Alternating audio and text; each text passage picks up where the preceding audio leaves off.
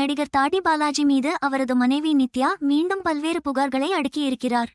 நம்மிடம் பேசிய நித்யா, எங்கள் விவகாரம் கோர்ட்டில் வரும்போது மகளின் கல்வி கட்டணத்தை பாலாஜி ஏற்க வேண்டும் என உத்தரவிடப்பட்டது.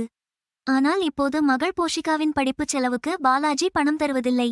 என் மகளை அனுப்பி கேட்டால் அவரையும் திட்டி அனுப்பியிருக்கிறார் என புகார் சொல்லியிருக்கும் நிலையில் பாலாஜியிடம் நாம் இது குறித்து பேசினோம். நவம்பர் 12ஆம் தேதி இன்னைக்கு என்னுடைய பிறந்த நாள். அதுவுமா காலையில் எழுந்தா அம்மா கிட்ட ஆசீர்வாதம் வாங்கறதைத்தான் எல்லாரும் செய்வாங்க. நான் காலையில் எழுந்ததும் போலீஸ் ஸ்டேஷனுக்கு தான் பேசினேன். இப்படியொரு நிலையில என்னை கொண்டு வந்து நிறுத்தியிருக்காங்க நித்யா. வருஷம் பூராவும் மீடியாவுக்கு என்னை பத்தி தப்பா சொல்லணும், என் பேரை கெடுக்கணுங்கிற ஒரே நோக்கம்தான் அவங்களுக்கு. கோர்ட்ல வழக்கு நடந்து போஷிகாவின் படிப்பு கட்டணத்தை என்னை கட்டச் சொன்னது நிஜம்தான். அவங்க சொன்னதை விட பல மடங்கு கட்டணத்தை கடந்த 2-3 வருஷமா நான் கட்டியிருக்கேன். அதுக்கான ரசீதெல்லாம் என்கிட்ட இருக்கு. இப்ப திடீர்னு பிரச்சனை வந்ததுக்கு காரணமும் நித்யாதான். 9 படிக்கிறா என் பொண்ணு. அந்த சின்ன பொண்ணுகிட்ட தப்பா சொல்லிக் கொடுத்து கெடுத்து வச்சிருக்காங்க.